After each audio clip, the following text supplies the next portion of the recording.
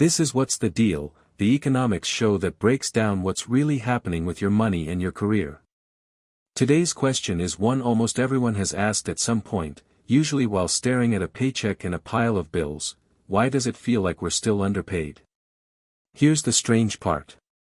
On paper, things are supposed to be fine. Across the United States, the economy keeps growing year after year. Companies keep posting record profits.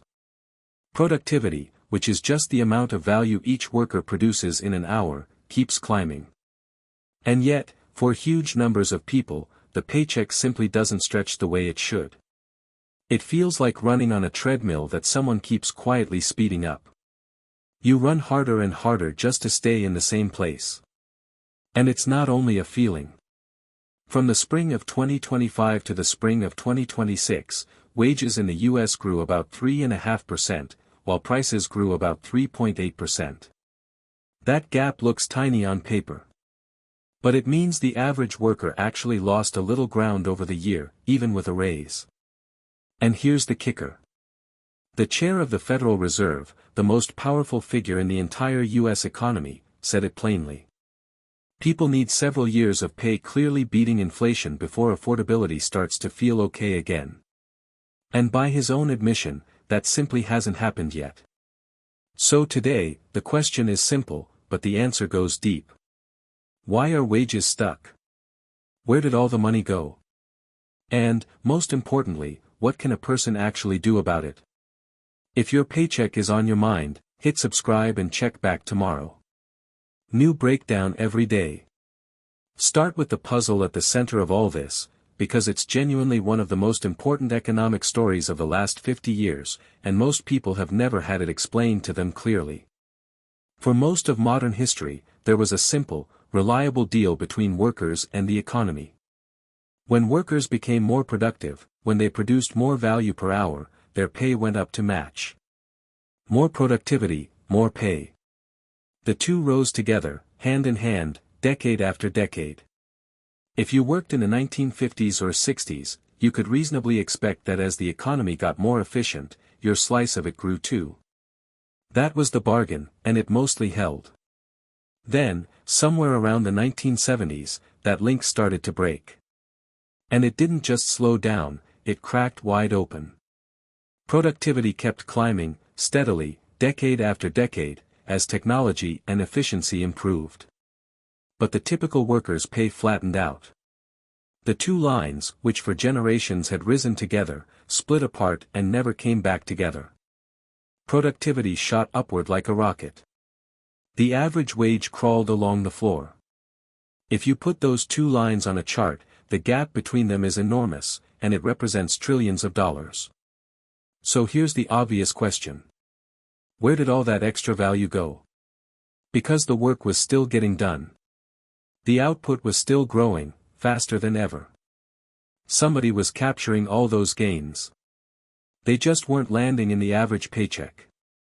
The honest answer is that the money flowed in a few specific directions. Toward company profits, which reached record highs. Toward shareholders, through dividends and stock buybacks. And toward the people at the very top of the pay scale, executives, and a thin layer of top earners whose compensation exploded.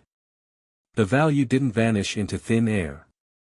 It got redistributed, steadily and quietly, away from the typical worker. And understanding exactly how that happened is the key that unlocks this whole frustrating puzzle. There are a handful of major forces behind it. It's worth taking them one at a time, because each one is still shaping paychecks today. The first is the decline of worker bargaining power, and this one is probably the biggest. Decades ago, a much larger share of workers belonged to unions, which negotiated pay for entire groups of people at once. Think about the basic math of leverage. A single worker has almost no power against a large employer. If you ask for a raise alone and they say no, your only option is to quit. But a few thousand workers bargaining together, with the ability to collectively walk out, have enormous power. As union membership shrank dramatically over the decades, that collective leverage faded with it. And without it, the balance of power tilted hard toward employers, who simply had far less pressure to share the growing pie. Economists who study this point to the changing balance of power between workers and employers as one of the central reasons the wedge between productivity and pay opened up in the first place. The second force is globalization. Starting in the late 20th century, companies could suddenly move production almost anywhere on Earth. This changed everything about wage negotiations, even when no factory ever actually moved. If workers in one country asked for higher pay, a company could threaten to move the work somewhere cheaper, overseas. That threat alone, hanging in the air, held wages down. It's very hard to demand a raise when the unspoken answer is that your entire job could be shipped to another continent. The mere possibility was enough to keep a lid on pay. The third force is technology and automation, which is a thread running through almost every episode of this show. As machines and software took over routine tasks, many workers lost leverage. Why pay a person more for a task a machine can now do cheaply? This pressure was especially brutal for jobs built on repetition, and it's a big part of why pay at the lower and middle of the scale stagnated for so long while the economy as a whole grew richer. The fourth force is the rise of what economists call winner-take-all markets. In more and more industries, a few giant companies have come to dominate everything, crowding out smaller competitors. And within those dominant companies, a small group at the top, star executives, specialized engineers, the highest performers, captures an enormous and growing share of the rewards. The result is that pay growth has been heavily concentrated at the top. To put a recent number on it, the strongest wage gains in the US lately have gone to the highest paid workers, in fields like engineering, law, and marketing, while many ordinary workers in ordinary roles were left behind, watching the averages rise without feeling any of it in their own pay. Put those four forces together, and a clear, if frustrating, picture emerges. The economy kept generating more and more wealth. But the rules of the game steadily shifted the rewards away from the typical worker and toward profits, shareholders, and the top earners. It wasn't one dramatic event. It was a slow, decades-long drift, which is exactly why it's so hard to see and so hard to fight. There's another layer worth understanding, because it explains why two people doing nearly identical work can earn wildly different pay. It comes down to where they work. There's a big and growing gap between what large companies pay and what small ones pay. Large companies tend to be more profitable and financially stable, so they can afford higher wages, better benefits, and bigger raises. Small and medium-sized businesses often run on thin margins and simply can't match that, no matter how much they might want to. So the same job, with the same skills and the same effort, can pay dramatically more at a big, profitable company than at a small struggling one. This is part of why where you work can matter as much as what you do. Two accountants with identical skills can have completely different financial lives based purely on whether they landed at a giant corporation or a small local firm. It's also worth being honest that the squeeze hasn't fallen evenly across everyone. Younger workers, in particular, have been hit hard. People just starting out have faced the double blow of stagnant entry-level wages and, more recently, automation eating away at exactly the kind of beginner tasks that used to be the first rung of the career ladder. Employment for the youngest workers in the most exposed fields has actually fallen in recent years, even as older, more established workers in those same fields held steady. That's a real generational divide, and it means the advice that worked for a previous generation, just get your foot in the door and work your way up, may not work as smoothly as it once did. The bottom rungs of the ladder are getting harder to reach. Now layer the recent inflation story on top of all of that, because it took a long simmering problem and made it feel like a crisis. After 2020, prices exploded. Inflation peaked at over 9% in 2022, the fastest in 4 decades. Wages did rise during this period, sometimes substantially. But they kept losing the race against prices, month after month. In real terms, meaning after you account for what things actually cost at the store, the average paycheck stayed roughly flat across the entire stretch since 2020. As one analyst memorably put it, it feels like stagnation because it is stagnation. There's a cruel piece of timing buried in this. Even when wages finally started catching up to inflation, people were still staring at price levels that had already permanently jumped 25% or more. So a pay raise that technically matched current inflation still didn't feel like any kind of win, because life was simply more expensive than it used to be, forever. You weren't falling further behind, but you weren't climbing back up either. You were just stuck at the bottom of a hole you didn't dig. There is one genuinely hopeful twist in the recent data, though, and it's important because it proves none of this is permanent or inevitable. In the few years right after the pandemic, the lowest paid workers actually did unusually well. With companies absolutely desperate to hire in a tight labor market, workers at the bottom suddenly had real bargaining power, many of them for the first time in their entire working lives. Their wages grew about twice as fast as wages at the top between 2019 and 2025. For a while, that enormous gap between the bottom and the top actually narrowed, after decades of only widening. That's a genuinely big deal, and it shows these patterns aren't laws of physics. They respond directly to conditions, especially to how badly employers need workers. But, and this is the sobering part, that progress stalled in 2025. As the job market cooled off and hiring slowed down, the leverage that low-wage workers had briefly enjoyed faded away. Their real wages actually slipped backward. The window where the bottom was catching up began to close almost as quickly as it had opened. So the full story isn't as simple, wages always lose. It's something more useful to understand. Wages depend heavily on leverage, and leverage comes and goes with the conditions of the job market. When workers are scarce, pay rises. When they're plentiful, it stalls. That leads directly to one of the most important ideas in this entire conversation, and if you take away one thing today, make it this. Pay is not purely about how hard someone works, or even simply how skilled they are. It is fundamentally about leverage. It's about how much bargaining power a worker has in a given moment, in a given market. When workers are scarce and employers are desperate, pay rises fast. When workers are plentiful and employers have endless options, pay stalls no matter how hard anyone works. This is uncomfortable, because it cuts against the story we're all told, that hard work alone is rewarded. But understanding this single fact, that pay tracks leverage, changes how a person should think about their own paycheck and their own career. So why do wages feel especially stuck right now, in 2026? A few reasons stack on top of one another. The job market has cooled noticeably compared to the frantic, desperate hiring of a couple years ago. Fewer companies are scrambling for workers, which means less competitive pressure to offer big raises to attract and keep people. Hiring has slowed across many industries. And as mentioned, when wage growth slips just below inflation, as it has recently, workers quietly lose a little ground even as the number on their paycheck ticks up. It's a loss that's easy to miss because it's hidden behind a nominal raise. There's also a deep psychological piece that makes the pain feel sharper than the statistics suggest. People anchor to the prices they remember.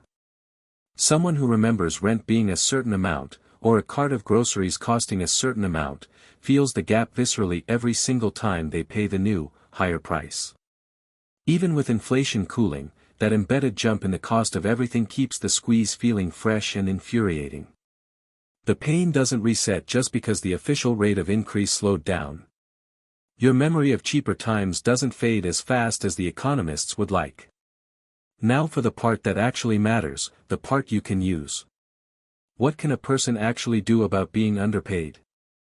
The first and most powerful move is to understand and deliberately build leverage.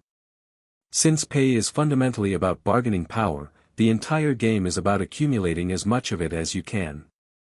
That means becoming genuinely hard to replace.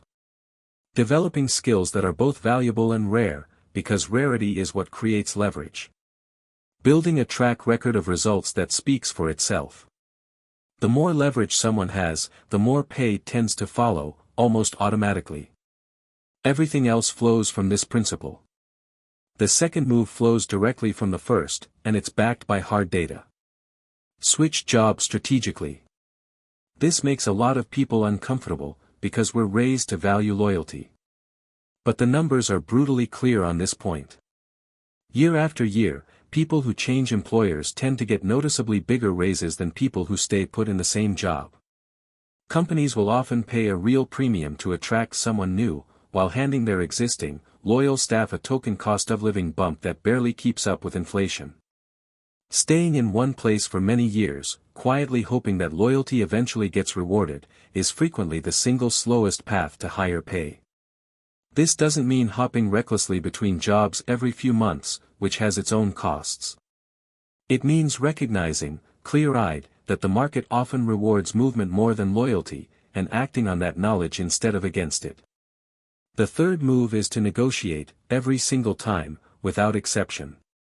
A startling number of people simply accept the very first offer they're given, out of fear or politeness or relief. But that first offer is almost never the ceiling. It's the floor.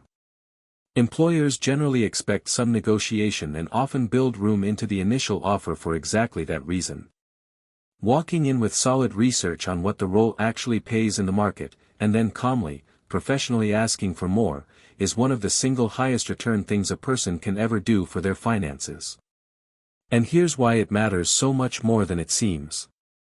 A single successful negotiation early in a career compounds over decades, because nearly every future raise and every future job offer tends to be calculated as a percentage of your current pay. Negotiating an extra few $1,000s at 25 can mean tens of thousands of dollars more by the time you're 50. The stakes are far higher than that one conversation. The fourth move is to chase the skills the market actually rewards right now, not the ones it rewarded 10 years ago. As we saw, recent wage gains have clustered heavily in specific fields: engineering, law, specialized technical work, certain kinds of marketing and data work. The market isn't paying evenly across the board. It's paying for scarcity, for skills that are in demand but short supply. So the question worth asking constantly is, what can I learn that's both valuable and rare? Not just valuable, because lots of valuable skills are common and therefore cheap.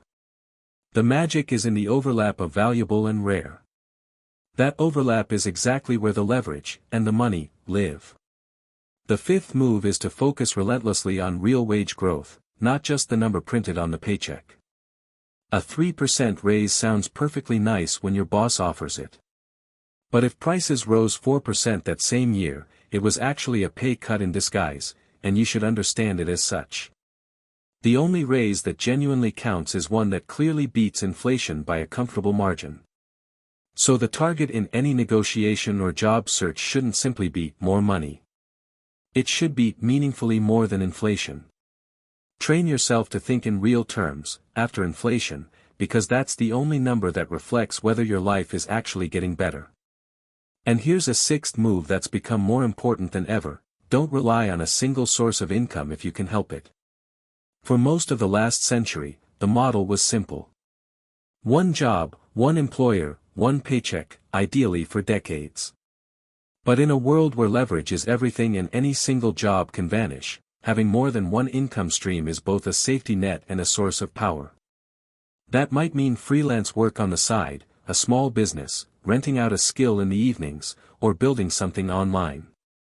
Two things happen when someone has income beyond their main job. First, they're protected if that main job disappears, which removes the desperation that destroys bargaining power. And second, that very security makes them a stronger negotiator at their day job, because they can afford to walk away. A person who isn't terrified of losing their job negotiates from a completely different position than someone living in fear of it. Side income, in other words, isn't just extra money. It's leverage in disguise. It's worth a quick, honest word here on the difference between working harder and working smarter, because the advice to just grind more is everywhere and it's mostly wrong.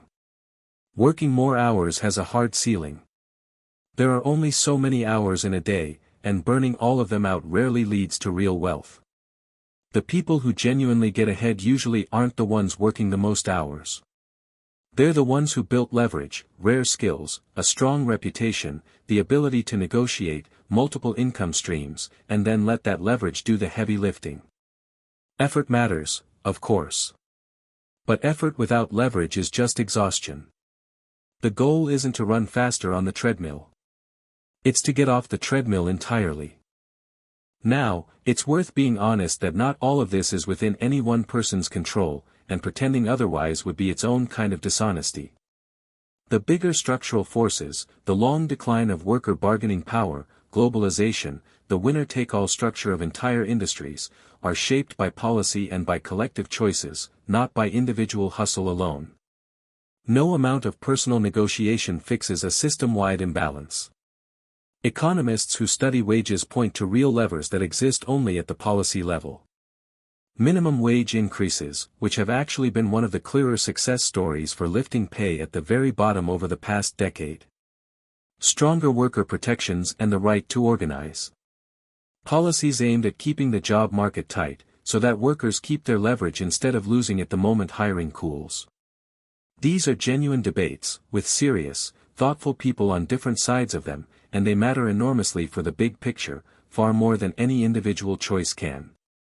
Anyone who tells you it's purely about personal responsibility, or purely about policy, is selling you half the truth. But here's the empowering part, on the individual level. Pay isn't fixed. It isn't perfectly fair, and we shouldn't pretend it is. But it isn't fixed either. It responds, sometimes dramatically, to leverage, to scarce skills, to skilled negotiation, to strategic movement. The people who deeply understand that wages are about bargaining power, and who act on that understanding deliberately and without apology, tend to do far, far better over a career than those who simply put their heads down, work hard, and quietly wait to be noticed and rewarded. That waiting, unfortunately, is the slowest path of all. So here's where it all lands. Why does it feel like we're still underpaid? Because for roughly 50 years, the once reliable link between productivity and pay broke down and never healed. Workers kept producing more and more, but the rewards flowed increasingly toward profits, shareholders, and top earners, driven by weaker bargaining power, by globalization, by automation, and by the rise of winner-take-all industries.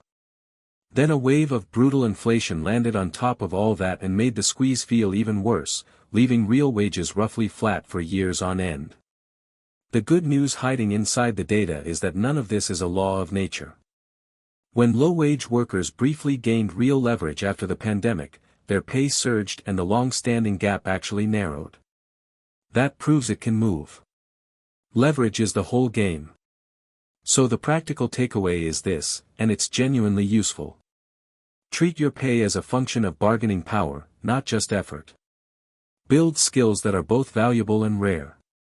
Switch jobs strategically rather than waiting endlessly for loyalty to pay off. Negotiate every single time, because that first offer is a floor, not a ceiling. And measure every raise against inflation, never against the raw number, because only the real number tells the truth.